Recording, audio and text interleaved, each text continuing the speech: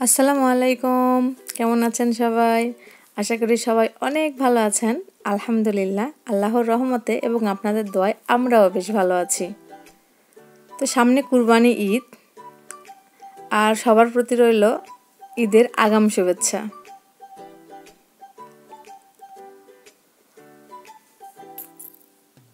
এখানে একটা অপ্রীতিকর ঘটনা ঘটে গেছে। আপনারা সবাই জানেন যে কিছুদিন আগে রেমাল ঝড় হয়েছিল, আর সে ঝড় কার কি কতটা ক্ষতি করেছে আমি ঠিক জানি না। তো আমাদের অনেকটাই ক্ষতি করে দিয়েছে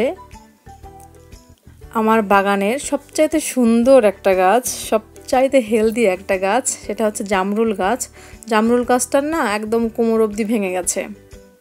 আর এখানে এত পরিমাণে জামরুল ধরছিল, তো আমার ইচ্ছে ছিল যে এই যে দেখেন কত বড় বড় জামরুল, আমার কাছে জামরুলগুলো কিন্তু বেশ অনেক বড় বড়। ইচ্ছে ছিল সবাইকে বাঁটবো, জানি না আমার নিয়তে কোথাও কোনো ত্রুটি ছিল কি না। যদি সেটা হয় তাহলে আল্লাহ মাফ করুক। তো গাছটা পুরোপুরি ভেঙে যায় নাই, একটু অংশ বাকি আছে। ইনশাল্লাহ আল্লাহ যদি সহায় হয় সেখান থেকে আবারও হবে। তো একটু তো মন খারাপ ছিল সবারই, এটা স্বাভাবিক। আর অনেক ফল ধরছিল, এই জন্য আরও বেশি কষ্ট হচ্ছিল। আর গাছটা শুধু ফল দিচ্ছিল এমনটা না, ও কিন্তু অনেক বেশি ছায়াও দিচ্ছিল। তো সামনে কুরবানি ঈদ, মনটা ভীষণই খারাপ ছিল সবারই কিছু না কিছু আশা থাকে ঈদে। কেউ ড্রেস নিতে চায়, কেউ জুয়েলারি নিতে চায়। তো আমি তো দেখছেন এর আগের বার সাহেব আমাকে জুয়েলারি কিনে দিয়েছে। তো এবারে সকাল থেকে অনেকই মন খারাপ করেছিলাম গত 2 দিন। তো সকাল থেকে একটু বেশি মন খারাপ করেছিলাম।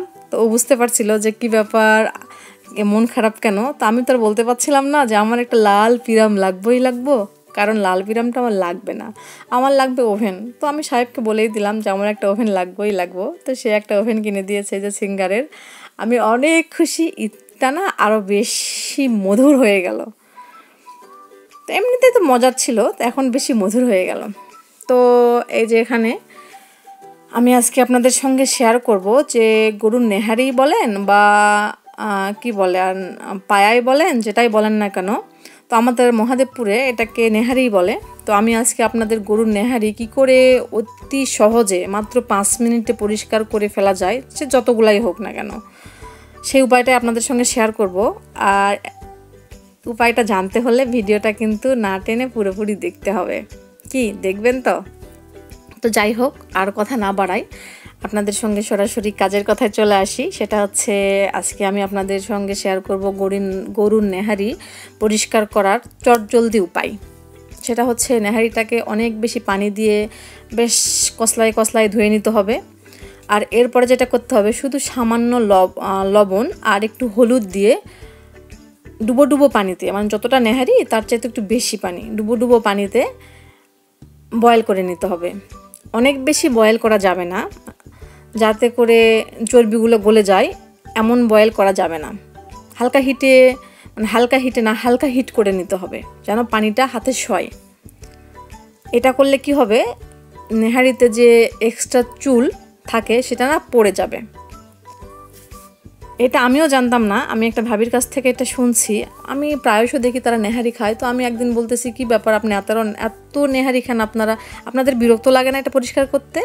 তো তখন ভাবি যেটা বলল, আমি অবাক হয়ে গেলাম। শুধু অবাক বলছি কেন, আমি তো স্তম্ভিত হয়ে গেলাম যে এত সহজেও এটা পরিষ্কার করা যায়। আমি তো পরিষ্কার করার ভয়ে এটা খেতে চাই না। খেতে কিন্তু অনেক মজা লাগে, কিন্তু পরিষ্কার করার না ভয়ও লাগে। এই যে দেখেন আমি এটাকে সিদ্ধ করে নিয়েছি, সিদ্ধ না সরি, এটাকে গরম করে নিয়েছি। আর গরম করার পর অনেক বেশি পানি দিয়ে বেশ কসলায়ে ধুয়ে নিচ্ছি।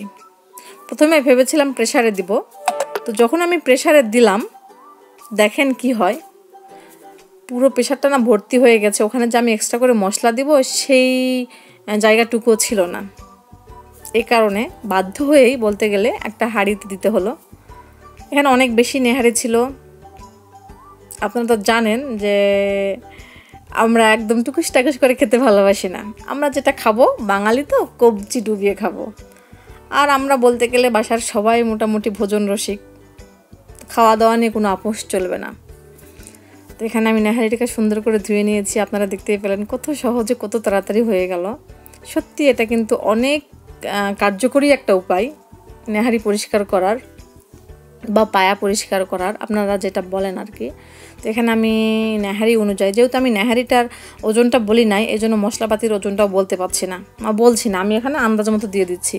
আর নেহারির মধ্যে যে মাথার অংশ ছিল বা জিহব্বার অংশগুলো ছিল, এগুলোকে আমি এক্সট্রা করে পানিতে দিয়ে একদম ফুটন্ত পানিতে গরম করে তারপর পরিষ্কার করে এখানে দিয়ে দিচ্ছি। এটা দেখেন হাঁড়িটাতে দিচ্ছি। আমি ভাবছিলাম যে প্রেশারে করব, এই জন্য কিন্তু সন্ধ্যার দিকে করতে লাগছিলাম। তো কি আর করা যাবে, প্রেশারে তো ধরলো না, ওটাকে আমি আটো করেও নিতে পারলাম না, তাই এটা হাঁড়িতে করে আটো করে রাখে দিয়েছিলাম, রাতে আর যায় নাই ওপরে।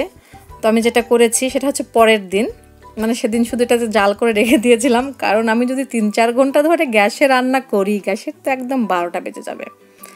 আর শুধু যে গ্যাসের 12টা বাজবে এমনটাও না, সাহেবেরও 12টা বাজে যাবে, কারণ গ্যাসটা তো তাকেই উঠাতে হয়, তাই না?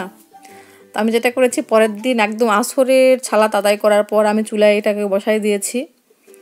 আমরা বাসার সবাই একটু নেহারিটাকে নরম খেতে পছন্দ করি, তো আপনারা আপনাদের ইচ্ছে মতো যেভাবে আপনারা খেতে ভালোবাসেন সেরকম সিদ্ধ করে নেবেন, সমস্যা নাই। তো আমি এখানে অনেক বেশি সিদ্ধ করে নেওয়ার জন্য আসরের সালাত আদায় করে এটা চুলায় বসাইছি, আর মাগরিবের সালাতেরও বেশ অনেকটা সময় পর এটাকে নামিয়েছি। আর সময় নিয়ে কষিয়ে কষিয়ে কষিয়ে কষিয়ে রান্না করেছি। এর মেন কারণ হচ্ছে আমার সাহেব আবার এই সব জিনিস খেতে পছন্দ করেন না, বলতে গেলে খান না, আগে খেতেন না, এখন খাই। আলহামদুলিল্লাহ আমি ওনাকে খাওয়াতে সক্ষম হয়েছি। আমি বিভিন্নভাবে বিভিন্ন উপায়ে ওনার যে প্রবলেমগুলো ছিল ওইটাকে সলভ করে না এখন ওনাকে খাওয়া শেখাইছি, এতে করে আমাদেরও খাওয়াটা ভালো হয়। আর ওনাকে খাওয়া শেখানোর এই যে আরেকটা পুট, সেটা হচ্ছে উনি নেহারির গন্ধটা সহ্য করতে পারেন না, এই কারণে যেন গন্ধটা না থাকে আমি পেঁয়াজটাকে বেরেস্তা করে নিচ্ছি। আর পেঁয়াজটাকে বেরেস্তা করে নেওয়ার পর এই পেঁয়াজটা যদি বেরেস্তাটা যদি দেওয়া যায় নেহারিতে, তাহলে নেহারির যে একটা এক্সট্রা গন্ধ সেটা না চলে যায়, বেরেস্তার গন্ধটা চলে আসে। আর অবশ্যই বেরেস্তাটা কিন্তু সরিষার তেলে করতে হবে। বুঝতেই পারতেছেন আমার সাহেব একটু খুঁতখুঁতে টাইপের। এই যে আমি এখন বেরেস্তা করে সরিষার তেল সহ বেরেস্তাগুলো ওখানে দিয়ে দিচ্ছি, এতে করে নেহারির যে গন্ধটা আছে না, এটা একদম উধাও হয়ে যাবে। তো সামনে কুরবানি ঈদ আর 1-2 দিন পর, 2 দিন না আর 1 দিন পর। তো যদি কারোর কাজে লাগে, হয়তো আপনারা সবাই জানেন, অনেকে, সবাই বলবো না, অনেকেই জানেন, বেশি অর্ধেক মানুষই জানে। তো যারা একদম নিউলি ম্যারিড, অনেকে জানে না, যদি তাদের একটু উপকার হয় এটা ভেবেই না এই ভিডিওটা আজকে করার। তো সামনে কুরবানি ঈদ, সবাইকে কুরবানি ঈদের আগাম শুভেচ্ছা। আশা করি আমার ভিডিওটা আপনাদের ভালো লেগেছে, আর যদি একটুও ভালো লাগে তাহলে প্লিজ ভিডিওতে লাইক করবেন, শেয়ার করবেন, কমেন্টে জানাবেন। আর আপনি যদি ফেসবুক থেকে আমার ভিডিওটি দেখেন তাহলে পেজটিকে ফলো দিয়ে দিবেন। আপনি যদি ইউটিউব থেকে আমার ভিডিওটি দেখেন তাহলে প্লিজ চ্যানেলটিকে সাবস্ক্রাইব করে দেবেন। আর আপনি যদি অলরেডি এই কাজটি করে থাকেন আপনাকে অসংখ্য ধন্যবাদ।